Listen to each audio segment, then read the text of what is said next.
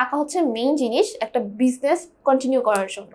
এই টাকাটা আমি কোন কোন সোর্স থেকে আনবো, অ্যান্ড এই টাকাটা আমি কিভাবে ম্যানেজ করব, অ্যান্ড এই টাকাটা সোর্স থেকে আনার পর এটা আমি কিভাবে কিভাবে ইউজ করবো, অ্যান্ড কোথায় কোথায় আমি এটা ইনভেস্ট করব। হ্যালো এভরিওয়ান, কেমন আছো সবাই? হোপফুলি তোমরা অনেক ভালো আছো।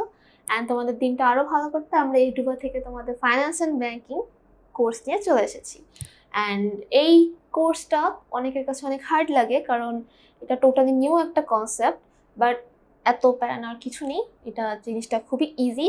আমরা যখন কোর্সটা শেষ করব তখন তোমরা নিজেরাই বলবা যে ও মাই গড, এত ইজি জিনিস নিয়ে আমি এত প্যারা খেয়েছি। ওকে, সো আজকে আমরা পড়বো আমাদের ফাইন্যান্স অ্যান্ড ব্যাংকিং এর first chapter, which is finance and business finance. And এই চ্যাপ্টারটা পড়াবো আমি মুসা আব্দুল্লাহ প্রায়ন্তী। আমি বর্তমানে Dhaka university management information systems ডিপার্টমেন্টে সেকেন্ড ইয়ারে পড়াশোনা করছি।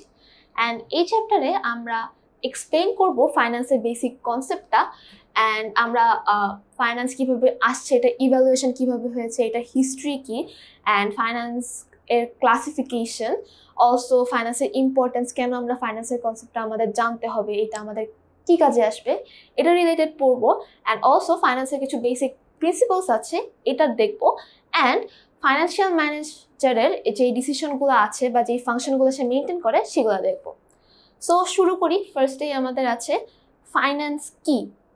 সো ফাইন্যান্সের কনসেপ্টটা কোত্থেকে আসছে। সো ইম্যাজিন তুমি একটা বিজনেস স্টার্ট করছো। তো ওই বিজনেস স্টার্ট করতে গেলে তোমাকে কি কি করতে হবে? ফার্স্ট অফ অল তোমাকে একটা প্ল্যান নিতে হবে। এখন শুধু প্ল্যান দিয়ে কি বিজনেসটা তুমি এক্সিকিউট করতে পারবে? অবভিয়াসলি না। সো বিজনেসটা এক্সিকিউট করতে হলে তোমার টাকা লাগবে।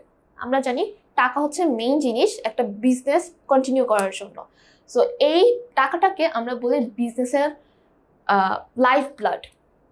অ্যান্ড এই টাকাটা আমি কোন কোন সোর্স থেকে আনবো, অ্যান্ড এই টাকাটা আমি কিভাবে ম্যানেজ করব, অ্যান্ড এই টাকাটা সোর্স থেকে আনার পর এটা আমি কিভাবে কিভাবে ইউজ করবো, অ্যান্ড কোথায় কোথায় আমি এটা ইনভেস্ট করব, এই হোল প্রসেসটা মেনটেন করা এবং ইমপ্লিমেন্ট করাই হচ্ছে আমাদের ফাইন্যান্সের কাজ। সো আমরা জানি finance deals with fund management. Fund মানে টাকা পয়সা, এগুলো আমরা কিভাবে ম্যানেজ করবো, এই ফুল কনসেপ্টটাই আমাদের ফাইন্যান্স আমাদেরকে শিখিয়ে থাকে। সো আমরা যদি ধরাবাঁধা নিয়মে যাই, finance prepares plans and implements necessary activities about what amount of fund should be collected, from which sources, and where and how this fund is to be invested for highest profit. মানে আমরা এটা এমনভাবে invest করবো যাতে আমাদের সবচেয়ে highest প্রফিটটা হয়। সো এটাই আমাদের finance. So if you talk about the definition of finance, ফাইন্যান্সের ডেফিনেশন বলে যে finance is the science and art of managing money and financial resources. এটা যে কোনো ধরনের রিসোর্স হতে পারে আমার। তো এই রিসোর্সেসটা হচ্ছে ফাইন্যান্স ম্যানেজ করে, অ্যান্ড এটা ইনভলভ করে অ্যাকুইজিশন, মানে আমরা কোত্থেকে মানিটা কালেক্ট করব, অ্যালোকেশন, কোথায় কোথায় মানিটা ইনভেস্ট করব, ইফেক্টিভ ইউটিলাইজেশন, মানে এটা আমার কোথায় ইউজ করলে আমার সবচেয়ে বেশি প্রফিট হবে, অ্যান্ড কন্ট্রোলিং দ্য ফান্ড, এই ফুল ফান্ডটা ম্যানেজ করা। এটাই হচ্ছে আমাদের অর্গানাইজেশনের গোল, এবং এই গোলটা অ্যাচিভ করতে আমাদের ফাইন্যান্স হেল্প করে। নেক্সট আমরা কয়েকটা এক্সাম্পল দিয়ে দেখি। ফার্স্ট অফ অল একটা টেইলার শপ, উনি কি করে, সে তার টেইলার শপটা ফার্স্টে শুরু করবে। তো তার ফার্স্টে কী কী লাগবে, তার কয়েকটা মেশিনারিজ লাগবে, যেমন ওই যে সেলাই করার মেশিন, দেন তার সুতা লাগবে, দেন তার একটা রুম ভাড়া করতে হবে, ওখানে তার ইলেকট্রিক বিল দিতে হবে, তার ওয়ার্কার্স হায়ার করা লাগবে, ওই ওয়ার্কারদেরকে তার ওয়েজেস দিতে হবে। এই সব কিছু করার জন্য তার ফার্স্টে একটা ফান্ড লাগবে। এই ফান্ডটা সে নিজের জমানো টাকা থেকে দিতে পারে, আবার সে আত্মীয় স্বজনদের থেকে ধার করে নিয়ে আসতে পারে, আবার সে ব্যাংকের থেকে লোন নিতে পারে। এই সবভাবে সে তার টেইলার শপটা কন্টিনিউ করবে উইথ ফান্ড, অ্যান্ড এই ফান্ডটা ম্যানেজ করতেই তার ফাইন্যান্সের কনসেপ্টটা জানতে হবে। দেন স্কুল। এখন আমরা জানি স্কুল এর মেইন অবজেক্টিভ কিন্তু প্রফিট না। স্কুল হচ্ছে একটা সোশ্যাল অর্গানাইজেশন, বাট এই সোশ্যাল অর্গানাইজেশনেও কিন্তু আমাদের ফান্ড ম্যানেজমেন্টটা লাগে। কিভাবে fund management? School first of all স্টুডেন্টদের থেকে ফিজ নেয়, ফিজ নিয়ে এই ফিজটা ওরা স্কুলের যে বিল্ডিং আছে ওটা ভাড়া দেওয়ার কাজে ইউজ করে। দেন হচ্ছে টিচারদের স্যালারিজ, দেন মেরামত, দেন হচ্ছে ইলেকট্রিসিটি, এইসব বিল দিয়ে থাকে। তো এই পুরোটুকু মেনটেন করার জন্য কিন্তু আমাদের স্কুলেরও ফাইন্যান্স ইউজ করতে হয়। দেন আমাদের বিভিন্ন গ্রোসারি শপ, সে তার ডেইলি যে র ম্যাটেরিয়ালসগুলো আছে এগুলো আনা, দেন তার রেফ্রিজারেটর, হ্যান ত্যান এগুলো কেনা, দেন হচ্ছে তার ইলেকট্রিক বিল দেওয়া, এগুলোও কিন্তু সে মেনটেন করতে হলে তার ফাইন্যান্স দেখতে হয়। অ্যান্ড অলসো কোম্পানি তাদের টাকা বা ফান্ডটা কালেক্ট করে শেয়ার সেল করার মাধ্যমে। নট অনলি শেয়ার, তারা বন্ড, ডিবেঞ্চার এগুলো সেল করেও কিন্তু তারা ফান্ড কালেক্ট করে। অ্যান্ড এগুলো সেল করে হচ্ছে কি তারা শেয়ার মার্কেটে। অ্যান্ড এটা সেল করার পর ওরা এই টাকা নিয়ে বিজনেস শুরু করে, বিজনেস একদম প্রফিট হয়। এই প্রফিটটা আবার ওরা ওদের শেয়ার হোল্ডারদের মধ্যে বা ওদের যে বন্ড হোল্ডার বা ডিবেঞ্চার হোল্ডার আছে ওদের মাধ্যমে ভাগ করে দেয়। অ্যান্ড এক্সট্রা টাকাটা ওরা আবার বিজনেসে ইনভেস্ট করে আবার বিজনেসটা কন্টিনিউ করে। সো এই সব কিছু রিয়েল লাইফে আমার টেইলর শপ থেকে শুরু করে কোম্পানি পর্যন্ত সব জায়গায় কিন্তু আমার ফাইন্যান্সটা লাগতেছে। সো ফাইন্যান্স আমরা থিঙ্ক করি যে ফাইন্যান্স এত কেন ইম্পর্টেন্ট। সো এই যে আমরা দেখতেছি আমার সব জায়গায় কিন্তু ফাইন্যান্সটা আমার লাগছে, ঠিক আছে। সো এখন একটা সিম্পল একটা এমসিকিউ দেখি, ফাইন্যান্স ডিলস উইথ হোয়াট? ও কি শুধু ফান্ড নিয়ে কাজ করে? ও কি শুধু ম্যানেজমেন্ট নিয়ে কাজ করে? নাকি ও সব কিছু দিয়ে কাজ করে? ওয়েল এক্স্যাক্টলি, ও শুধু ফান্ড কালেক্টই করে না, ও ফান্ডটা ম্যানেজও করে। এজন্য আমাদের রাইট অ্যান্সার হচ্ছে fund collection and fund management, মানে উপরে সবগুলো আমাদের right answer. The next topic যেটা হচ্ছে গিয়ে দ্য এভলিউশন অফ ফাইন্যান্স। তো আজকের জেনারেশনে ফাইন্যান্সের যে ব্রড কনসেপ্টটা আছে, এই কনসেপ্টের পিছে ব্যাকগ্রাউন্ড হিস্ট্রি কী ছিল। সো এটা জানতে হবে, তোমাদেরকে জানতে হবে যে ফাইন্যান্সটা কোত্থেকে আসে। সো 19th সেঞ্চুরিতে ফাইন্যান্সের একটা হিউজ আপস অ্যান্ড ডাউনস হয়, যেটার কারণে ফাইন্যান্সের মধ্যে অনেক চেঞ্জেস আসে। অ্যান্ড ওই চেঞ্জেসের কারণে আজকের ফাইন্যান্সের যে কনসেপ্টটা এটা ক্রিয়েট হয়। সো ফার্স্ট অফ অল, প্রি-1930s কি হয়, তখন আমাদের যে বড় বড় কোম্পানিগুলো আছে ওরা থিঙ্ক করে যে আমাদের অ্যাকচুয়ালি মার্জ হয়ে যাওয়া উচিত। কেন মার্জ হবো? ওরা ভাবে যে মার্জ হলে আমাদের হয়তো প্রফিটটা বেশি হবে। তখন ওরা কি করে, ওদের যে ফাইন্যান্সিয়াল স্টেটমেন্টগুলো আছে এগুলো ওরা অ্যানালাইজ করতে থাকে। অ্যানালাইজ করে ওরা সিমিলার কয়েকটা কোম্পানি একসাথে মার্জ হয়ে যায়। অ্যান্ড দে থট যে এই মার্জ হয়ে বা ইউনিফিকেশন হয়ে ওদের অনেক প্রফিট হবে। বাট 1930s গিয়ে দেখা যায় যে ওদের এই ডিসিশনটা যে ছিল এটা খুবই রং একটা ডিসিশন ছিল, যেটার কারণে অনেক বড় বড় হিউজ নামি দামি কোম্পানি যেগুলো অনেক প্রফিট করতো ব্যাক দেন, ওরাও না অনেক লস ফেস করতে থাকে। And for this reason 1930s ইউএসএতে গ্রেট ডিপ্রেশন দেখা যায়। এটা খুবই ইম্পর্টেন্ট একটা টপিক বা একটা এমসিকিউ যে গ্রেট ডিপ্রেশন কখন হয়। এটা হচ্ছে 1930s ইউএসএতে হয়, যেটা প্রভাব পুরো বিশ্বে পড়ে। অ্যান্ড তখন কি হয়, ভালো ভালো কোম্পানিগুলো ব্যাংকরাপ্টেড হয়ে যায়। ব্যাংকরাপ্টেড মানে দেউলিয়া হয়ে যাওয়া, মানে ওদের কোনো প্রফিট হচ্ছে না। ইভেন ওরা যে লোন নিচ্ছে ওটা ওরা পরিশোধ করতে পারতেছে না। অ্যান্ড এইটার কারণে ফাইন্যান্স কি করে, ওরা হচ্ছে কি ওদের যেই যে মার্জ হয়ে যেতেছে এটা ওরা রিঅর্গানাইজ করার প্ল্যান করে। অ্যান্ড 1940s কি হয়, ওরা তখন ওদের মধ্যে রিয়েলাইজেশন আসে যে আমাদের কোম্পানিগুলোর জন্য লিকুইডিটি মানে তরল সম্পদ, ক্যাশ মানি বা এমন অ্যাসেট যেগুলোকে আমি ক্যাশে অনেক সুন বা অনেক তাড়াতাড়ি ক্যাশে কনভার্ট করতে পারবো, এটার অনেক ইম্পর্টেন্স। তো তখন ওরা লিকুইডিটির ইম্পর্টেন্সটা বুঝে অ্যান্ড ওরা তখন কিভাবে আমার ক্যাশ ফ্লোটা বাড়ানো যায় এটার প্ল্যান করতে থাকে, how to improve our cash flows. And then আমাদের কি হয়,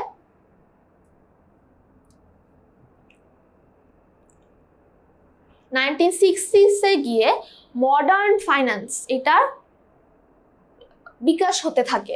অ্যান্ড শেয়ার হোল্ডাররা তখন থিঙ্ক করে যে আমাদের প্রফিটের থেকে আমাদের শেয়ার হোল্ডারের যে ওয়েলথ আছে এটা ম্যাক্সিমাইজ করা আরও বেশি প্রয়োজন।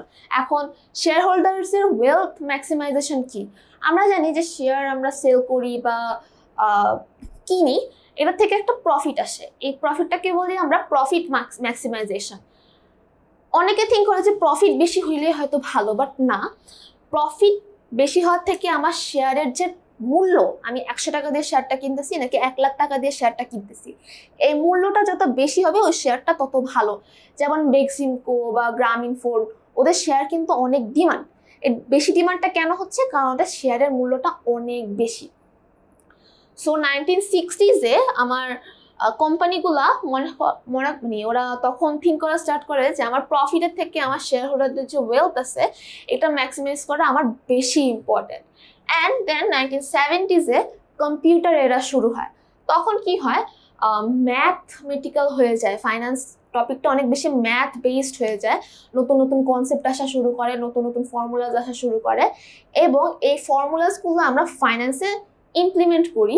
অ্যান্ড এটার কারণে তখন কোম্পানিগুলো ইজিলি ওদের যেই ফাইন্যান্সিয়াল স্টেটমেন্ট আছে ওটা ক্রিয়েট করতে থাকে, ওরা ওদের ঝুঁকি কতটুকু হবে এটা ওরা ক্যালকুলেট করতে থাকে।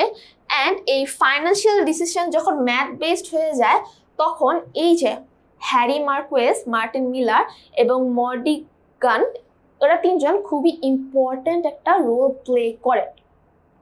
ওরা এই ম্যাথ বেসড ফাইন্যান্সিয়াল যেই থিওরিটা আছে এটা ওরা নিয়ে আসে। অ্যান্ড দেন 17th সেঞ্চুরিতে আমাদের ইন্ডাস্ট্রিয়াল রেভলিউশন হয়, এটা আমরা সবাই জানি। দেন আমাদের আসে হচ্ছে 1980s-এ গিয়ে কি হয়, আমাদের যে ক্যাপিটালটা থাকে মানে ব্যবসার যে মূলধন, এই মূলধনটা কোম্পানিগুলো থিঙ্ক করে যে এই মূলধনটা একটা জায়গায় রাখলে আমার হবে না, আমার এই মূলধনটা আমার বিভিন্ন প্রজেক্টের মধ্যে ভাগ করে দিতে হবে যাতে আমার রিস্কটা কমে যায়। অ্যান্ড ওরা তখন কি করে, ওরা ইনকাম অ্যানালাইসিস করা শুরু করে যে আমার কোনখান থেকে কতটুকু ইনকাম আসতেছে, ইনকামটা আমি কি করব, কিভাবে এটা ডিস্ট্রিবিউট করব, এটা ওরা 1980s-এ অ্যানালাইজ করতে থাকে। অ্যান্ড দেন 1990s-এ ওই যে আমার যে এখানে মার্কুইজ, মার্টিন মিলার, ওরা যে কনসেপ্টটা আনছিল এই কনসেপ্টটা 1990s-এ গিয়ে ওদেরকে নোবেল প্রাইজ দিয়ে দেয়। সো লাইক এবার ইমাজিন করো ওরা কত জোস একটা কনসেপ্ট আনছে যে ওরা নোবেল প্রাইজ পেয়ে গেছে। অ্যান্ড অ্যাট দ্য লাস্ট 1990s-এ কি হয়, এই যে ফাইন্যান্সের কারণে যে এভলিউশনটা হচ্ছে এটার কারণে এটাকে আরো বেশি সাপোর্ট করার জন্য 1990s-এ ওয়ার্ল্ড ট্রেড অর্গানাইজেশন গঠন করা হয়। অ্যান্ড এই ওয়ার্ল্ড ট্রেড অর্গানাইজেশন গঠন করার কারণে কি হয়, পুরো বিশ্বে এক্সপোর্ট ইম্পোর্ট করার মধ্যে যে ব্যারিয়ারগুলো ছিল ওগুলো অনেকটুকু দূর হয়ে যায়। অ্যান্ড এই ফাইন্যান্সের কনসেপ্টটা হোল ওয়ার্ল্ডে অনেক বেশি অ্যাকসেপ্টেড হইতে থাকে এবং এটা ইন্টারন্যাশনালিটি গেইন করে। সো হোপফুলি তোমরা ফাইন্যান্সের যে এভলিউশনটা আছে এটা তোমরা ক্যাচ করতে পেরেছো। নেক্সট আমরা পড়বো ফাইন্যান্সের ক্লাসিফিকেশন। সো ফাইন্যান্স যে শুধু বিজনেসে ইউজ করা হয় এমনটা কিন্তু না, ফাইন্যান্স আমাদের দৈনন্দিন জীবনে অনেক জায়গাতে আমরা ইউজ করে থাকি। যেমন ফ্যামিলি, তোমরা থিঙ্ক করতেছো যে ফ্যামিলিতে আবার ফাইন্যান্স কেমনে হয়, লেট মি এক্সপ্লেইন। সো একটা ফ্যামিলিতে অনেক মেম্বার্স থাকে, এখন সব মেম্বার কি আমার ইনকাম করে? অবভিয়াসলি না। বাবা মা ইনকাম করে বা বড় ভাই বোনরা ইনকাম করে। অ্যান্ড ওই যে বাবা মা বা বড় ভাই বোনদের লিমিটেড ইনকামটা পুরো ফ্যামিলির সবাই কিন্তু ইউজ করে। এখন ফ্যামিলি ফাইন্যান্স কি করে, এই যে আমার ফ্যামিলিতে কতটুকু ইনকাম হচ্ছে এটা ও ফার্স্টে দেখে। দেন ও দেখে যে আমার ফ্যামিলিতে ইনকামের অ্যাগেনস্টে কতটুকু এক্সপেন্স আছে। এই এক্সপেন্সটা, এখন ফ্যামিলিতে অনেক ধরনের এক্সপেন্স থাকতে পারে, এখন আমরা চাইলে সব এক্সপেন্স কিন্তু আমরা কভার করতে পারি না। সো আমাদেরকে কিভাবে এক্সপেন্স কভার করতে হয়, আমাদেরকে প্রায়োরিটির ভিত্তিতে এক্সপেন্সটা কভার করতে হয়। যে আমার কি এখন একটা এন্টারটেইনমেন্টে 1000 টাকা খরচ করা উচিত নাকি আমার এখন ফুডে 1000 টাকা খরচ করা উচিত। অবভিয়াসলি তুমি যদি প্রায়োরিটি দাও তাহলে অবশ্যই ফুডটা আমার আগে আসবে। সো এভাবে প্রায়োরিটির ভিত্তিতে এই ইনকামটা আমি কোথায় কোথায় খরচ করব, অ্যান্ড দেন খরচ করার পর যদি আমার কিছু টাকা থেকে যায় ওই টাকাটা আমি সেভ করব। অ্যান্ড সেভ করার পর আমার একটা টাইমে গিয়ে আমার দেখা গেল যে আমার ইনভেস্ট করার প্রয়োজন হইতেছে। সাপোজ আমার ফ্যামিলিতে আমি নতুন টিভি কিনবো, ওটাও কিন্তু আমার ইনভেস্টমেন্ট, তো ওটা কেনার জন্য আমার টাকা লাগতেছে। বা আমার সাপোজ কোনো লং টার্ম ইনভেস্টমেন্টে আমি টাকা খরচ করতেছি। তো এই সব কিছুই কিন্তু ফ্যামিলি করে থাকে, অ্যান্ড এগুলা মেনটেন করা কিন্তু ইজি না। অনেক সময় দেখবো অনেক ফ্যামিলি অনেক ভালো, মানে অনেক কম ইনকাম করে অনেক ভালোভাবে লাইফ লিড করতেছে, আবার অনেক ফ্যামিলি আছে অনেক ইনকাম করতেছে, বাট ওদের সবসময় দেখা যেতেছে যে এখানে টাকা হচ্ছে না, ওখানে টাকা হচ্ছে না। কেন? কারণ ওরা ফাইন্যান্স মেনটেন করে না। সো ফ্যামিলি ফাইন্যান্স আমাদেরকে এটাই শেখায় যে কিভাবে ফ্যামিলিগুলো ইনকামটা ম্যানেজ করবে, অ্যান্ড ওই অনুযায়ী এক্সপেন্স দেখবে, সেভিংস করবে এবং ইনভেস্টমেন্ট করবে, যাতে ফ্যামিলির প্রত্যেকটা ইন্ডিভিজুয়াল বা হোল ফ্যামিলির সবারই ইমপ্রুভ হয় বা সবারই ভালো হয়। সো এখানে ইন শর্ট আমরা বলি যে হাউস হোল্ডার কীভাবে মানি আর্ন করে, মানি স্পেন্ড করে, মানি সেভ করে এবং ফিউচার প্ল্যান করে, এটাই কিন্তু আমাদের ফ্যামিলি ফাইন্যান্স দেখিয়ে থাকে।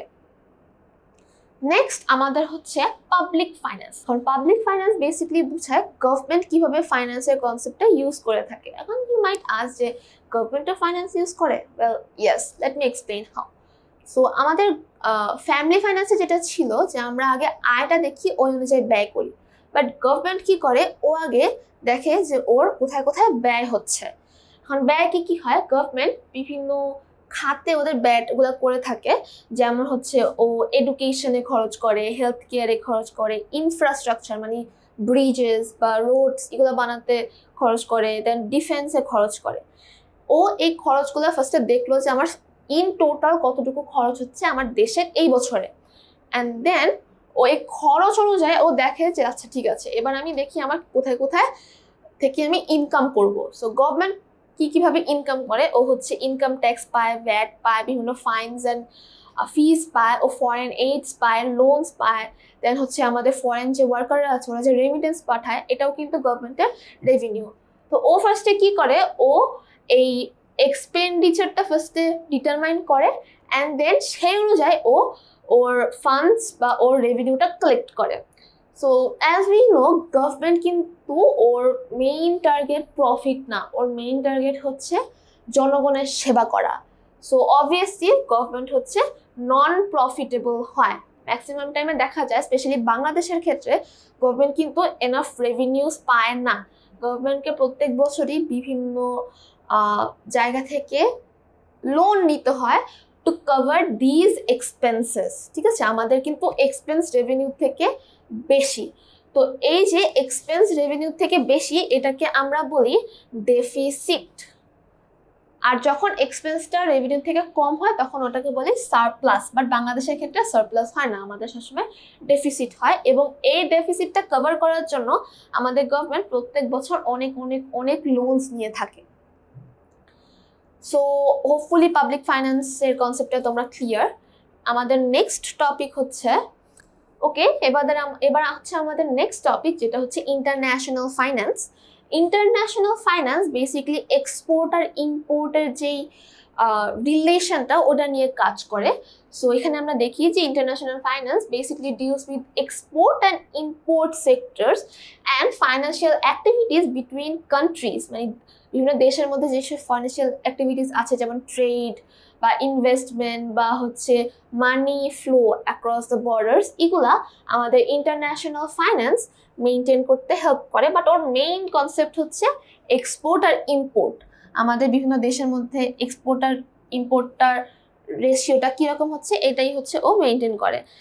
সো বাংলাদেশের কনসেপ্টে যদি আসি, বাংলাদেশ প্রত্যেক বছর অনেক প্রোডাক্ট এক্সপোর্ট অ্যান্ড ইম্পোর্ট করে থাকে, বাট আমাদের এক্সপোর্টের থেকে ইম্পোর্টটা কিন্তু বেশি হয়। এই জন্য বাংলাদেশকে ইম্পোর্ট ওরিয়েন্টেড কান্ট্রি বলা হয়। আমরা কি কি ইম্পোর্ট করি? আমরা প্রত্যেক বছর অনেক ফুড আইটেমস, দেন মেশিনারিজ, দেন হচ্ছে আমাদের মেডিসিন, এগুলো আমরা ইম্পোর্ট করে থাকি। অন দ্য আদার হ্যান্ড আমরা পাট বা পাট জাতীয় দ্রব্য, দেন রেডিমেড গার্মেন্টস, এগুলো হচ্ছে আমরা এক্সপোর্ট করি। বাট এক্সপোর্টের তুলনায় আমাদের যেহেতু ইম্পোর্টটা বেশি হয়, এই জন্য আমরা ইম্পোর্ট ওরিয়েন্টেড কান্ট্রি। ঠিক আছে, অ্যান্ড এরকম অনেক কান্ট্রি আছে যেখানে হচ্ছে কি এক্সপোর্ট ইম্পোর্টের থেকে বেশি হয় বা ইম্পোর্ট এক্সপোর্টের থেকে বেশি হয়। So large amount of trade deficiency occurs as the volume of import is greater than the volume of export। মানে এই যে আমাদের এক্সপোর্টের থেকে ইম্পোর্টটা বেশি, এই জন্য প্রত্যেক বছর অনেক লার্জ অ্যামাউন্টের ট্রেড ডেফিসিয়েন্সি হয়ে থাকে। এটা খুবই ইম্পর্ট্যান্ট একটা টপিক যে ট্রেড ডেফিসিয়েন্সি কেন হয়, কারণ আমাদের এক্সপোর্টের থেকে ইম্পোর্ট বেশি। দেন আমরা যাই আমাদের নেক্সট টপিকে, যেটা হচ্ছে non profit finance. Non profit finance কি? ওয়েল বেসিকলি নন প্রফিট যে অর্গানাইজেশনগুলো আছে, যেমন স্কুল, অরফানেজ, এনজিও, ওরা কিভাবে ফাইন্যান্স রিলেটেড জিনিসগুলো হ্যান্ডেল করে। এখন তোমার কোয়েশ্চেন হতে পারে যে ওরা তো নন প্রফিট অর্গানাইজেশন, ওরাও কি ফাইন্যান্স ইউজ করে? ওয়েল হ্যাঁ। So first of all non profit অর্গানাইজেশনগুলো কি করে, ওরা বিভিন্ন জায়গা থেকে ওদের ফান্ড কালেক্ট করে, যেমন ওরা ডোনেশন, গ্র্যান্টস, এইডস, এগুলোর মাধ্যমে ওরা ওদের ফান্ডগুলো কালেকশন করতেছে। অ্যান্ড দেন ওরা ফান্ডটা কালেক্ট করার পর এই ফান্ডটা ওরা বিভিন্ন জায়গায় ইনভেস্ট করে বা বিভিন্ন জায়গায় খরচ করে। তো এই কোথায় কোথায় খরচ করতেছে, কতটুকু ফান্ড আসতেছে, এটা কিন্তু ওদের এফিসিয়েন্টলি ম্যানেজ করতে হয়, এই জন্যই ওরা ফাইন্যান্স ইউজ করে থাকে। So non profit finance refers to the managing of funds for organization whose main goal is not profit but social services or welfare. Hopefully তোমরা বুঝতে পেরেছো। যেমন এনজিও গুলা, ওরা কিন্তু প্রত্যেক বছর অনেক অনুদান পায় ফরেন কান্ট্রি থেকে, অ্যান্ড এই অনুদানগুলো কিন্তু ওদের আবার এই ফরেন কান্ট্রিগুলোকে দেখাইতে হয় যে আমরা এই অনুদানটা এই জায়গায় ইউজ করছি। অনেক সময় থাকে যে অনুদানগুলো অনেকে হচ্ছে করাপশন করে নিজেরা নিয়ে নেয়, বাট এটা কিন্তু করা যাবে না। তো এটা যাতে না হয় এই জন্যই কিন্তু নন প্রফিট অর্গানাইজেশনগুলো ফাইন্যান্স মেনটেন করে থাকে। নেক্সট হচ্ছে আমাদের বিজনেস ফাইন্যান্স, যেটা হচ্ছে আমাদের ফাইন্যান্সের মেইন কনসেপ্ট। বিজনেসগুলো কিভাবে আমাদের ফাইন্যান্স ইউজ করে থাকে। So business finance deals with how companies raise, manage and uses their funds to achieve organization's goal. মানে আমাদের বিজনেসের মেইন গোল হচ্ছে প্রফিট পাওয়া, অ্যান্ড এই প্রফিটটাকে ম্যাক্সিমাইজ করার জন্য আমার বিজনেসটা কিভাবে ওদের ফান্ডটা রেজ করতেছে, ম্যানেজ করতেছে অ্যান্ড ইউজ করতেছে। সো এখন এটা ডিপেন্ড করে আমার বিজনেসটা কোন ধরনের। আমরা জানি আমাদের 3 ধরনের বিজনেস থাকে। একটা হচ্ছে গিয়ে এক মালিকানা শর্ত বা সোল প্রপ্রিয়েটরশিপ, দেন হচ্ছে অংশীদারি বা পার্টনারশিপ, অ্যান্ড হচ্ছে আমাদের যৌথ মূলধনী বা জয়েন্ট স্টক কোম্পানি। সো আমার বিজনেসটা ফাইন্যান্স কিভাবে ইউজ করবে এটা ডিপেন্ড করে ওর বিজনেসের টাইপের উপর। তো ফার্স্ট অফ অল আসি আমাদের সোল প্রপ্রিয়েটরশিপ বা এক মালিকানা ব্যবসায়। সো নাম শুনেই বুঝতেছো ও হচ্ছে এক মালিকানা, মানে ওর মালিক হচ্ছে একজন, ওয়ান ওনার, অ্যান্ড এই একটা ওনারই তার বিজনেসের যত ফান্ড আছে সে ওটা কালেক্ট করে, যত ফান্ড আছে সেটা সে ইনভেস্ট করে, আর ইনভেস্টমেন্ট থেকে যত প্রফিট বা লস যাই আছে সে এটা নিজে একাই ভোগ করে। প্রফিট হইলে তার একারই প্রফিট, ক্ষতি হইলে তার একারই ক্ষতি, এবং এই পুরো ক্ষতিটা সে নিজে বেয়ার করে, এবং এই ক্ষতিটা বের করার জন্য তার পার্সোনাল যে প্রপার্টি থাকে এটাও কিন্তু রিস্কে পড়ে যায়। For example tailoring shops, grocery shops, এগুলো কিন্তু এক মালিকানা ব্যবসায়ের উদাহরণ। দেন আমরা আসি পার্টনারশিপ। পার্টনারশিপ হচ্ছে গিয়ে 2 বা তার থেকে বেশি মানুষ যখন একটা কন্ট্রাক্টের আন্ডারে এসে ওরা অ্যাগ্রি করলো যে না আমরা একসাথে বিজনেস করব এবং এই বিজনেসে আমরা একসাথে ফান্ড প্রোভাইড করব, অ্যান্ড এখান থেকে যত প্রফিট আছে ওটা আমরা ভাগ করে নিব, যত লস আছে এটা আমরা ভাগ করে নিব। তো ওরা যখন এই সব কিছু মেনটেন করে একটা কন্ট্রাক্টের মধ্যে আসে তখন আমরা বলি এটাকে পার্টনারশিপ। এটা নিয়ে ডিটেলস আমরা পরে আলোচনা করব আমাদের বম বইয়ে, মানে বিজনেস অর্গানাইজেশন বইয়ে। দেন পার্টনারশিপ হচ্ছে 2টা পার্টনার একসাথে হবে, ওরা হচ্ছে গিয়ে রিস্ক শেয়ার করবে নিজেদের মধ্যে বা প্রফিট শেয়ার করবে, অ্যান্ড রিস্কটা শেয়ার করার কারণে যেই লসটা হতে পারে এই লসটা ওরা নিজেরাই বিয়ার করবে। এটার জন্য যদি ওদের পার্সোনাল অ্যাসেটও উড়াই দিতে হয় ওরা সেটাও করবে। ফর এক্সাম্পল ছোট ছোট ফ্যাক্টরিজ বা ল ফার্মস। অ্যান্ড দেন আসি আমাদের joint stock company, which is the main topic, joint stock company. কারণ এইসব ছোট ছোট কোম্পানিগুলোতে ফাইন্যান্স ইউজ হয়, বাট এগুলো অত ম্যাটার করে না যতটা হচ্ছে, ইটস নট লাইক ম্যাটার করে না, ম্যাটার করে, বাট জয়েন্ট স্টক কোম্পানির মতো এত বেশি ম্যাটার করে না। তোমরা যখন বিজনেস অর্গানাইজেশন বইয়ে জয়েন্ট স্টক কোম্পানি ডিটেলস পড়বা তখন তোমরা আরো ভালো করে রিয়ালাইজ করবা। সো আপাতত আমি বলি জয়েন্ট স্টক কোম্পানি কি। জয়েন্ট স্টক কোম্পানি হচ্ছে গিয়ে ফার্স্ট অফ অল তোমার একটা কোম্পানি গঠন করতে কত টাকা লাগবে এটার একটা অ্যাপ্লিকেশন নিয়ে তোমাকে গভর্নমেন্টকে দিতে হবে। দেন গভর্নমেন্ট এই সব কিছু অ্যানালাইজ করে তোমাকে অ্যাপ্রুভাল দিবে যে আচ্ছা ঠিক আছে তুমি এরকম জয়েন্ট স্টক কোম্পানি গঠন করতে পারো। বাট বিটুইন দিস এখানে অনেক প্রসেস আছে, অনেক হিউজ একটা প্রসেস। অ্যান্ড দেন গভর্নমেন্ট থেকে অ্যাপ্রুভ পাওয়ার পর জয়েন্ট স্টক কোম্পানি যারা গঠন করতেছে ওরা হচ্ছে ওদের ক্যাপিটালটা রেইজ করে বাই সেলিং শেয়ারস। সাপোজ আমার 1 কোটি টাকা লাগবে, এখন 1 কোটি টাকা তো আমাকে একটা পার্সেন্ট দিতে পারবে না, ঠিক আছে? তখন ওরা কি করে, 1 কোটি টাকাটাকে ওরা ছোট ছোট ছোট ছোট করে অনেকগুলো ভাগ করে বিভিন্ন শেয়ারে পরিণত করে। নট অনলি শেয়ার, ওরা বন্ড, ডিবেঞ্চার এগুলো সেল করে। তো এই শেয়ারটা ওরা পাবলিকের কাছে সেল করে থ্রু ঢাকা স্টক এক্সচেঞ্জ আর চট্টগ্রাম স্টক এক্সচেঞ্জ। এটা হচ্ছে এই স্টক এক্সচেঞ্জে শেয়ার কেনা বেচা হয়। অ্যান্ড শেয়ার সেল করার মাধ্যমে ওরা ওদের ক্যাপিটালটা রেইজ করে। অ্যান্ড এই যে শেয়ার হোল্ডাররা আছে এদেরকেই কিন্তু জয়েন্ট স্টক কোম্পানির ওনার ধরা হয়। সো এই জয়েন্ট স্টক কোম্পানি বলো, অংশীদারি বলো, এক মালিকানা সত্ত্ব বলো, সবখানে কিন্তু আমার ফাইন্যান্সটা লাগে। দেন আসি আমাদের এগুলোর আরো ডিটেলস দেওয়া আছে। Bank and financial institution. So আমরা জানি একটা দেশের যত মানি রিলেটেড বা ফাইন্যান্স রিলেটেড যা কিছু আছে সবকিছু কিন্তু ব্যাংক বা ফাইন্যান্সিয়াল ইনস্টিটিউশনগুলোকে ওরিয়েন্ট করে হয়ে থাকে। অ্যান্ড এই ফাইন্যান্সিয়াল ইনস্টিটিউশন বা ব্যাংকগুলো ওদের মানিটা কিন্তু ওরা ম্যানেজ করে কিভাবে। ফার্স্ট অফ অল ওরা দেশের জনগণ বা নর্মাল জেনারেল পিপলদের কাছ থেকে ওরা ফান্ড রেজ করে। যেমন তোমার কাছে এখন 10,000 টাকা আছে, 10,000 টাকা তুমি কি করবা? তোমার কাছে তোমার মাথায় কোনো আইডিয়া নেই কোনো বিজনেস করার, বা তুমি চাচ্ছ না রিস্ক দিতে, তখন তুমি কি করবা? তুমি এটা একটা ব্যাংকে গিয়ে রেখে দিবা। রেখে দেওয়ার ফলে কি হবে, ওই ব্যাংক তোমাকে ইয়ারলি একটা নির্দিষ্ট রেটে ইন্টারেস্ট দিবে। তো ব্যাংকগুলো কি করে, এই যে ইন্টারেস্টের এগেইনস্টে জনগণের থেকে মানি কালেক্ট করে অল্প অল্প অল্প অল্প করে। একজন 10,000 দিল, একজন 10 লাখ দিল, একজন 20,000 দিল।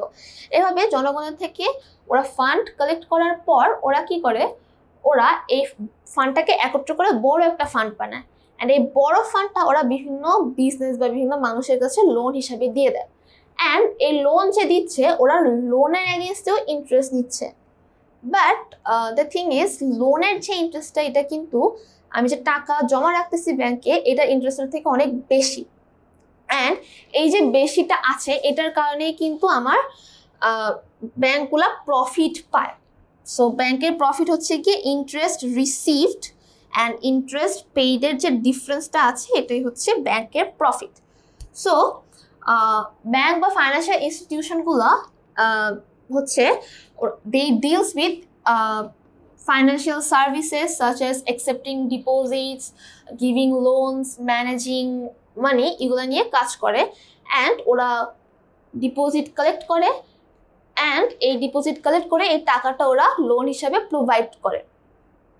সো ফাইন্যান্সিয়াল ইনস্টিটিউশন বা ব্যাংক কি কি, যেমন commercial bank, central bank, insurance companies, investment bank, এগুলো সবগুলোকে আমরা ফাইন্যান্সিয়াল ইনস্টিটিউট বলে থাকি। এটা রিলেটেড ডিটেলস আরও জানবা আমাদের ফাইন্যান্সের সেকেন্ড পার্টে, যেটা হচ্ছে banking. For example Sonali bank, prime bank, Rupali bank, ICB bank, ওরা হচ্ছে এরকম ডিপোজিট নেয়, লোন দেয়, আরও হিউজ ওদের প্রসেস আছে, এটা আমরা পরে জানবো। সো ফাইন্যান্সের ক্লাসিফিকেশন সম্পর্কে আমরা মোটামুটি ক্লিয়ার হয়ে গেলাম। এবার আমরা পড়বো যে বিজনেস ফাইন্যান্সের ইম্পর্টেন্সটা কোথায়, কেন আমাদের ফাইন্যান্স জানতে হবে, ফাইন্যান্সের আমাদের কি লাভ, আমাদের লাইফে ফাইন্যান্স পড়ে আমরা কি করতে পারবো, ঠিক আছে? তো আসি first of all capital crisis of business. So as Bangladesh একটা ডেভেলপিং কান্ট্রি, আমরা কিন্তু এখনো উন্নত না। যেহেতু আমরা উন্নত না, আমাদের ছোট ছোট যে বিজনেসগুলো আছে এই বিজনেসগুলো কিন্তু ঠিকমতো ফান্ড কালেক্ট করতে পারে না। ওদের ফান্ড কালেক্ট করতে গেলে অনেক ক্রাইসিস ফেস করতে হয়। সো এই ক্রাইসিস ফেস করার কারণে এটার মেইন কজেসগুলো হচ্ছে আমাদের মানুষরা প্রপারলি সেভ করে না, টাকা পয়সা সেভ করে না যাতে ফিউচারে ওরা ইনভেস্ট করতে পারে। লিমিটেড অ্যাক্সেস টু লোনস, মানে আমাদের দেশে লোন নিতে গেলে হিউজ একটা প্রসেস মেনটেন করতে হয়, যে প্রসেসটা মেনটেন করা অনেক ঝামেলার। এটার কারণে অনেকে লোন পেয়ে থাকে না। আবার আমরা যদি লোন পেয়েও থাকি, লোনের এগেনস্টে হাই একটা ইন্টারেস্ট দিতে হয়, যেটা অনেকের পক্ষে বিয়ার করা পসিবল হয় না। এইসব কারণে আমরা হচ্ছে ঠিকমতো টাকা ম্যানেজ করতে পারি না বা ফান্ড আমরা রেজ করতে পারি না। অ্যান্ড ফান্ড রেজ না করার কারণে আমাদের যে ক্যাপিটাল ক্রাইসিস হয়, এটার কারণে কিন্তু অনেক পটেনশিয়াল বিজনেসগুলো নষ্ট হয়ে যায়, বা একটা কন্টিনিউ আছে বিজনেস, ও কিন্তু এনাফ ফান্ড কালেক্ট করতে না পারলে ও কিন্তু বিজনেসটা দেউলিয়া হয়ে যাবে। সো এটা হওয়ার মেইন রিজন হচ্ছে বাংলাদেশের মানি ম্যানেজমেন্ট যেটা আছে এটা খুবই খারাপ। যেটা হচ্ছে আমাদের দেশ দেখলেই তোমরা বুঝতে পারো আমাদের দেশে ম্যানেজমেন্ট খুবই খারাপ। অ্যান্ড এটার কারণে ছোট ছোট যে বিজনেসগুলো আছে ওরা বড় হতে পারে না, ওরা গ্রো করতে পারে না।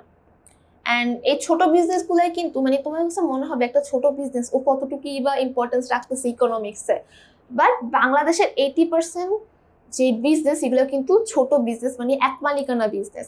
অ্যান্ড এই ছোট বিজনেস কিন্তু আমাদের ইকোনমিক্সে অনেক বড় ইম্পর্টেন্স রাখে। বাট স্যাডলি এই ছোট বিজনেস যারা মেনটেন করে ওরা কিন্তু ফাইন্যান্স রিলেটেড কনসেপ্টটা ঠিকমতো জানে না, যেটার কারণে ওরা অনেক লস হয়, এবং এটা কিন্তু ইভেনচুয়ালি বাংলাদেশের যে ইকোনমিক্স আছে ওটাতে অনেক বড় প্রভাব ফেলে। সো যখন একটা মানুষ ফাইন্যান্স রিলেটেড কনসেপ্টটা প্রপারলি ক্লিয়ার থাকবে, তখন কিন্তু এই যে ক্যাপিটাল ক্রাইসিস যেটা আছে সেটা কিন্তু সে ফেস করবে না। তো এই জন্য আমাদের ফাইন্যান্স জানাটা ইম্পর্ট্যান্ট। নেক্সট আসি আমরা আমাদের ফাইন্যান্স জানা কেন ইম্পর্ট্যান্ট, কারণ হচ্ছে আমাদের ব্যাকওয়ার্ড ব্যাংকিং সিস্টেম। বাংলাদেশের ব্যাংকিং সিস্টেমটা খুবই ব্যাকওয়ার্ড, যেটার কারণে ওই যে আগে পড়লাম লোন নেওয়াটা খুবই হিউজ একটা প্রসেস। অ্যান্ড আমাদের গ্রামগুলোতে ঠিকমতো ব্যাংক নাই, তখন কি হয় গ্রামের মানুষটা ঠিকমতো লোন নিতে পারে না। অ্যান্ড দেন হচ্ছে গিয়ে লোনের অ্যাগেন্স্টে যে ফ্যাসিলিটিসগুলো আছে এগুলো অনেক কম। So limited loan facilities, complicated procedures and lack of rural banking services। এটার কারণে কি হয় আমাদের যে রুরাল এরিয়াতে যেই এন্টারপ্রেনাররা আছে ওরা ইজিলি ব্যাংক সার্ভিসটা পায় না। অ্যান্ড এটার কারণে আমাদের বাংলাদেশের যে ইকোনমিক্স আছে এটা অনেক বেশি ব্যাকডেটেড হয়ে গিয়েছে। বাট একটা পার্সন যখন তার ফাইন্যান্স নিয়ে প্রপার আইডিয়াস থাকবে তখন সে কিন্তু এই ব্যাকওয়ার্ড ব্যাংকিং সিস্টেমটাকে ওর তখন অত বেশি প্যারা মনে হবে না, কারণ ওর অলরেডি একটা ফাইন্যান্সিয়াল আইডিয়া আছে, ওর অলরেডি একটা ফাইন্যান্সিয়াল প্ল্যান করা আছে যে আমি এখান থেকে আমি ফান্ড কালেক্ট করতে পারবো, বা আমার কাছে অলরেডি এতটুকু টাকা সেভ করা আছে। ও তখন ইজিলি নিজের বিজনেসের ফাইন্যান্সিয়াল প্ল্যানটা করতে পারবে, ওর তখন বাংলাদেশের ব্যাকওয়ার্ড ব্যাংকিং এর উপর টাকায় থাকতে হবে না। দেন আসি আমাদের লেস এডুকেটেড এন্টারপ্রেনার্স। সো তোমরা ক্লাস 9-10-এ পড়ো, তোমরাও কিন্তু এখনো এন্টারপ্রেনার কি বা আমরা কিভাবে একটা নতুন বিজনেস আইডিয়াকে গ্রো করতে পারবো এটা নিয়ে কিন্তু তোমরা জানো না, বা বিজনেস গ্রো করতে গেলে ফাইন্যান্স কিভাবে হেল্প করে এটা কিন্তু তোমরা জানো না। তো বাংলাদেশের তোমরা এখন অনেক ছোট, তোমরা না জানাটাই স্বাভাবিক, বাট অনেক গ্রোন আপ পার্সনরাও কিন্তু এটা নিয়ে এনাফ এডুকেটেড না। তখন কি হয় এই যে lacking of proper education or financial knowledge, এটার কারণে বিজনেসগুলো যখন ডেভেলপ করতে থাকে তখনই ওরা লসের সম্মুখীন হয় অ্যান্ড ইভেনচুয়ালি ওদের বিজনেসটা নষ্ট হয়ে যায়। সো এই যে poor financial decision, lack of planning, inefficient use of fund, এগুলা আমরা কিভাবে ওভারকাম করতে পারবো? যখন আমার একটা ইয়াং এন্টারপ্রেনার আমার ফাইন্যান্স রিলেটেড তার নলেজ থাকবে তখন কিন্তু তার কাছে এগুলা কোনো প্যারাই মনে হবে না, কারণ সে অলরেডি জানে আমি কিভাবে আমার ফাইন্যান্সিয়াল ডিসিশনটা নিব, আমি কোনখানে ইনভেস্ট করলে আমার প্রফিট বেশি হবে, লস কম হবে। সে অলরেডি জানে যে আমার প্ল্যানটা কিভাবে হইতে হবে, আমার কোন বছরের পর কোন বছর আমি কোথায় ইনভেস্ট করব, কোন প্রোডাক্টে ইনভেস্ট করব, কিন্তু নিজের হোল প্ল্যানিংটা জানে। অ্যান্ড ও এটাও জানে যে ওর ফান্ডটা কোথায় আছে বা ও ফান্ডটা কোথেকে কালেক্ট করবে। সো যখন আমরা ফাইন্যান্স রিলেটেড প্রপার নলেজ রাখবো তখনই কিন্তু আমাদের এন্টারপ্রেনাররা এডুকেটেড হবে, অ্যান্ড এডুকেটেড হলে ওরা আরো ভালো ভালো বিজনেস আইডিয়াস গ্রো করতে পারবে বা বিজনেসটাকে আরো ভালো করে ওরা কন্টিনিউ করতে পারবে। সো এইসব কারণে আমরা ফাইন্যান্সকে অনেক ইম্পর্টেন্ট মনে করি। অ্যান্ড দেন আমাদের হচ্ছে প্রোডাকশন ওরিয়েন্টেড ইনভেস্টমেন্ট। অনেক সময় মানুষজন মনে করে যে আমার এই বিজনেসটা আমি দেখছি যে ও এই বিজনেসটা করতেছে, এটাতে অনেক প্রফিট হচ্ছে, সো আমারও মনে হয় এই বিজনেসটা করা উচিত। যেমন বন্ধু বান্ধবরা অনেক সময় বলে যে দোস্ত চল বিজনেস করি। এখন বিজনেস করবা, বা do you have a proper business plan? So জুয়ারের মধ্যে ভেসে গেলেও হবে না, তোমার জুয়ারে কিভাবে সার্ভাইভ করতে হবে ওটা জানতে হবে। অ্যান্ড এটার জন্য তোমার কিভাবে তোমার ইনভেস্টমেন্টটা করতে হবে এটা জানতে হবে, এবং এটা জানতে হলে তোমার ফাইন্যান্সের কনসেপ্টটাও জানতে হবে। অ্যান্ড এই জন্য আমার ফাইন্যান্স অনেক ইম্পর্ট্যান্ট জানা। সো ফাইন্যান্সের ইম্পর্টেন্সটা বুঝলাম, এবার আমরা দেখব যে ফাইন্যান্সে কিছু ইম্পর্টেন্ট প্রিন্সিপালস আছে, এই প্রিন্সিপালসগুলো কি কি। সো ফাইন্যান্সের ইম্পর্টেন্স তো আমরা দেখলামই, এবার আমরা দেখব যে ফাইন্যান্সে কিছু ইম্পর্টেন্ট প্রিন্সিপালস আছে, এই প্রিন্সিপালসগুলো কি কি। সো ফাইন্যান্স কিছু ইম্পর্টেন্ট প্রিন্সিপাল মেনটেন করে, এটার মধ্যে one of the most important principal হচ্ছে লিকুইডিটি ভার্সেস প্রফিটেবিলিটি প্রিন্সিপাল। এখন ফার্স্ট অফ অল আসি, লিকুইডিটি কি? লিকুইডিটি হচ্ছে আমাদের তরল সম্পদ, মানে আমাদের ক্যাশ টাকা কতটুকু আছে, বা এমন কি কি অ্যাসেট আছে যেটাকে আমি চাইলে এখনই 10 মিনিটের মধ্যে বা 1 ঘন্টার মধ্যে বা অনেক কম সময়ের মধ্যে আমি এটাকে ক্যাশে রূপান্তর করতে পারবো, এটাকে আমরা বলি liquidity. The ability of a business to pay it's short term obligations, মানে তোমার ইউটিলিটিস বিল, তোমার ওয়ার্কারদের ওয়েজেস, এগুলোকে বলি আমরা শর্ট টার্ম অব্লিগেশন বা শর্ট টার্ম কস্ট। এগুলা অন টাইম ও পে করতে পারতেছে কিনা এটা হচ্ছে লিকুইডিটির উপর ডিপেন্ড করে। আমি যদি আমার হাতে এনাফ লিকুইড টাকা না রাখি, আমি কিন্তু তখন আমার শর্ট টার্ম এগুলা মেনটেন করতে পারবো না। Cash or assets that can quickly B converted into cash, এটাকে আমরা বলি লিকুইড অ্যাসেট, এটাকে আমরা বলি লিকুইড অ্যাসেট। অ্যান্ড প্রফিটেবিলিটি হচ্ছে আমাদের প্রত্যেকটা বিজনেসই প্রফিট ওরিয়েন্টেড হয়ে থাকে, মানে ওদের মেইন টার্গেট থাকে কিভাবে আমার প্রফিটটাকে সবচেয়ে বাড়াবো, কিভাবে আমার ইনকামটাকে এবং রিটার্নটাকে ম্যাক্সিমাইজ করব, এটাই প্রত্যেকটা কোম্পানি বা প্রত্যেকটা বিজনেসের মেইন টার্গেট। সো এখন প্রফিটেবিলিটি আর লিকুইডিটির মধ্যে রিলেশন কিভাবে? সো সাপোজ তুমি একটা মুদি ব্যবসায়ী, তুমি প্রত্যেক দিন তোমার জিনিসপত্র বেচাকেনা করতেছো, অ্যান্ড তোমার প্রত্যেক দিনই হাতে অনেক টাকা আসতেছে বেচাকেনা করে। এখন তুমি এই টাকাটা কি করবা? তুমি কি পুরো টাকাটা নিজের কাছে রেখে দিবা, নাকি তুমি এই পুরো টাকাটা ব্যাংকে রেখে দিবা? হ্যাঁ, তুমি থিঙ্ক করতে পারো, আমি যদি পুরো টাকাটা ব্যাংকে রেখে দিই তাহলে তা আমি দিন শেষে একটা নির্দিষ্ট রেটের প্রফিট পাবো, বা এখান থেকে আমি নির্দিষ্ট রেটের একটা মুনাফা পাবো। আবার তুমি এটাও থিঙ্ক করতে পারো যে না, আমি যদি পুরো টাকা ব্যাংকে রেখে দিই তাহলে তো কালকে আমার মুদি দোকানে যে নেসেসারি জিনিসগুলো আছে বা র ম্যাটেরিয়ালসগুলো আছে এগুলো তো আমি কিনতে পারবো না, আমি ব্যাংকে রাখবো না, আমি পুরো টাকাটাই নিজের কাছে রেখে দিব। সো এখানে তোমাকে ডিসিশন নিতে হবে, তুমি কি পুরো টাকা নিজের কাছে রেখে দিবা, নাকি তুমি পুরো টাকাটা ব্যাংকে রেখে দিবা। এখানে একটা ব্যালেন্স করতে হবে। তুমি পুরো টাকাটা রেখে দিলে তোমার লিকুইডিটি, মানে তোমার রেগুলার যে কস্টটা আছে এটা তুমি মেনটেন করতে পারবা না। আবার তুমি যদি পুরোটুকু নিজের মানে কাঁচামাল করার জন্য রেখে দাও, তাহলে কিন্তু তোমার ব্যাংকের থেকে যে ইন্টারেস্টটা আছে ওটা কিন্তু তুমি পাবা না। সো লিকুইডিটি ভার্সাস প্রফিটেবিলিটি যে প্রিন্সিপাল, ও তোমাকে এটাই বলে যে কিভাবে তুমি এই দুটার মধ্যে ব্যালেন্স করতে পারবা। সো কিভাবে ব্যালেন্স করব? আমরা জানি হাই লিকুইডিটি, মানে নিজের কাছে যদি আমি বেশি টাকা রেখে দিই তাহলে প্রফিটেবিলিটি লো, মানে টাকাটা আমার আইডিয়াল ভাবে পড়ে থাকতেছে। On the other hand high profitability আমার কজ করে হচ্ছে লো লিকুইডিটি, মানে আমার পুরো টাকাটাই যদি আমার ইনভেস্টমেন্টে বা লং টার্ম ইনভেস্টমেন্টের মধ্যে চলে যায়, তখন আমার এই যে রেগুলার যে শর্ট টার্ম কস্টগুলো আছে এটা মেনটেন করতে আমি পারবো না। সো লিকুইডিটি প্রফিটেবিলিটি প্রিন্সিপাল ও তোমাকে এটা বুঝতে হেল্প করে যে কিভাবে তুমি ব্যালেন্স করতে পারবা। এখন এই ব্যালেন্সটা ডিপেন্ড করে তোমার ব্যবসা কি ধরনের।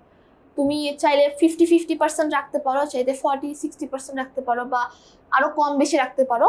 এটা তোমার বিজনেসটাকে অ্যানালাইজ করতে হবে according to liquidity and profitability principal. Then আসি আমাদের নেক্সট প্রিন্সিপাল, যেটা হচ্ছে কম্পিটেন্স প্রিন্সিপাল। কম্পিটেন্স প্রিন্সিপাল হচ্ছে আমরা জানি আমাদের ফান্ডের যে সোর্সগুলো আছে এটা দুই ধরনের সোর্স, একটা হচ্ছে কি শর্ট টার্ম সোর্স আর একটা হচ্ছে লং টার্ম সোর্স। এখন লং টার্ম সোর্স আর শর্ট টার্ম সোর্স আমরা কোনখানে ইউজ করব? আমাদের যে শর্ট টার্ম ফান্ডগুলো আছে, শর্ট টার্ম ফান্ড বলতে আমার এই যে বিজনেসের প্রত্যেক দিনের যে কেনা বেচা, এই টাকাটা দিয়ে আমি কি করব? এই টাকাটা আমি আমার কারেন্ট অ্যাসেটে খরচ করব, মানে র ম্যাটেরিয়ালসে নিব। অন দ্য আদার হ্যান্ড আমার যে লং টার্ম যে ফান্ডটা আছে, যেমন আমি বিজনেসটা একটা লোন নিলাম, এই লোনটা দিয়ে আমি কি করব? এই লোনটা আমি ফিক্সড অ্যাসেট, মানে আমার বিজনেসের নতুন বিল্ডিং বানাতে হবে বা নতুন মেশিনারি ক্রয় করতে হবে, আমার টেলার দোকানে নতুন সেলাই মেশিন লাগবে, লং টার্ম ফান্ড দিয়ে আমি এগুলা করব। এখন তুমি বলতে পারো কেন আমি লং টার্ম ফান্ড দিয়ে আমি কারেন্ট অ্যাসেট করতে পারবো না? এখন আমরা জানি আমরা যখন লং টার্ম ফান্ড বা একটা লোন নিব, ওই লোনের এগেইনস্টে কিন্তু আমাদেরকে একটা ইন্টারেস্ট দিতে হবে। এখন তুমি যদি প্রত্যেক দিনের র ম্যাটেরিয়ালস কেনার এগেইনস্টে যদি তুমি একটা টাকা তুমি অলরেডি ইন্টারেস্ট হিসেবে দিয়ে দাও, তখন কিন্তু তোমার প্রফিটটা থাকতেছে না। সো এটা খুবই ইম্পর্টেন্ট টু নো যে তোমার শর্ট টার্ম ফান্ড তুমি কোথায় কোথায় ইনভেস্ট করবা অ্যান্ড লং টার্ম ফান্ড তুমি কোথায় কোথায় ইনভেস্ট করবা। অ্যান্ড ফাইন্যান্সের এই যে কম্পিটেন্স প্রিন্সিপাল, এই প্রিন্সিপালটা আমাদের এটা বুঝতেই হেল্প করে। দেন আসি আমাদের নেক্সট প্রিন্সিপাল, যেটা হচ্ছে কি ডাইভার্সিফিকেশন অ্যান্ড রিস্ক ডিস্ট্রিবিউশন। তো ডাইভার্সিফিকেশন বলতে বোঝায় বৈচিত্র্যতা, মানে আমার ডিফারেন্ট টাইপ অফ জিনিস থাকবে। আমি সাপোজ আমি সাবান সেল করতেছি। এখন অনেকে আছে যে সাবান তো শূকরের চর্বি দিয়ে বানায়, আমি শূকরের চর্বি ইউজ করব না, আমার হালাল সাবান লাগবে। কারণ আমি যদি আমার সাবানের দোকানে শুধু হালাল সাবান রাখি, তাহলে কিন্তু নর্মাল যে জেনারেল সাবান ইউজাররা আছে ওরা কিন্তু আমার দোকানে আসবে না। আবার আমি যদি জেনারেল সাবান রাখি, তাহলে কিন্তু হালাল সাবান ইউজাররা আমার কাছে আসবে না। সো আমার কি করতে হবে? আমার এখানে ডাইভার্সিফিকেশন লাগবে, মানে আমি দুই ধরনের সাবানই রাখবো, দুই ধরনের কাস্টমারই আমার কাছে আসতেছে। বা সাপোজ আমি জামা কাপড় সেল করতেছি, আমার কাছে শুধু শীতের জামা কাপড় আছে, ঠিক আছে? এখন গরমকালে কি কেউ আমার থেকে শীতের জামা কাপড় কিনবে? অবভিয়াসলি না। সো আমার গরমকালে গরমের জামা সেল করতে হবে, শীতকালে শীতের জামা সেল করতে হবে। তো এই যে ডাইভার্সিফিকেশন, এটাই হচ্ছে আমাদের রিস্কটাকে ডিস্ট্রিবিউট করে। কিভাবে ওর রিস্ক ডিস্ট্রিবিউট করে? সাপোজ তোমার গরমকালে মানুষজন কিনতেছে, ভালো কথা, বাট শীতকালে কেউ তো গরমের জামা কিনবে না। তখন ওই যে শীতকালটা তোমার লস চাইতেছে, এই লসটা যাতে তোমার না হয় এই জন্য আমি শীতের জামা কাপড় আনতেছি। তো এখানে আমার রিস্কটা কিন্তু কমে যাচ্ছে। তো এটাকে একটা সুন্দর ফ্রেজ দিয়ে বলা হয়, ফ্রেজটা হচ্ছে don't put all your eggs in one basket. তুমি যদি একটা বাস্কেটের মধ্যে তোমার সবগুলা ডিম রেখে দাও, বাস্কেটটা যদি পড়ে যায় সবগুলা ডিমই ভেঙে যাবে। কিন্তু তুমি যদি দুইটা বা মাল্টিপল বাস্কেটের মধ্যে তোমার ডিমগুলো রাখো, একটা বাস্কেট পড়ে গেলেও কিন্তু আরেকটা বাস্কেটের ডিমগুলো আছে, ওই ডিমগুলো দিয়ে তোমার এই বাস্কেটটা পড়ে যাওয়ার কারণে তোমার যে লসটা হচ্ছে ওটা কিন্তু তুমি কম্পেনসেট করতে পারবা। So a business should not invest all its fund in one area. Instead, spread investment across different activities or assets to reduce risk. এখন এই রিস্কটা শুধু তোমার মাল্টিপল প্রোডাক্ট সেলের ক্ষেত্রে যে হবে এমনটা না। তুমি মাল্টিপল প্রোডাক্ট সেল করতে পারো, মাল্টিপল সোর্স থেকে তোমার ফান্ড কালেক্ট করতে পারো, বা অন্য জায়গাতেও তোমার এই ডাইভার্সিফিকেশন অ্যান্ড রিস্ক ডিস্ট্রিবিউশন এই প্রিন্সিপালটা তুমি ইউজ করতে পারবা। অ্যান্ড ফাইন্যান্সে কিন্তু এটা অনেক ইম্পর্টেন্ট। এটা হচ্ছে আমরা যখন ফিউচারে চ্যাপ্টার 3 and 4 ম্যাথ করবো, তখন আমরা দেখবো যে কেন এই রিস্ক ডিস্ট্রিবিউশনটা আমাদের ইম্পর্টেন্ট। দেন আসি আমাদের নেক্সট টপিক, যেটা হচ্ছে আমাদের একটা ফাইন্যান্সিয়াল ম্যানেজারের ফাংশন।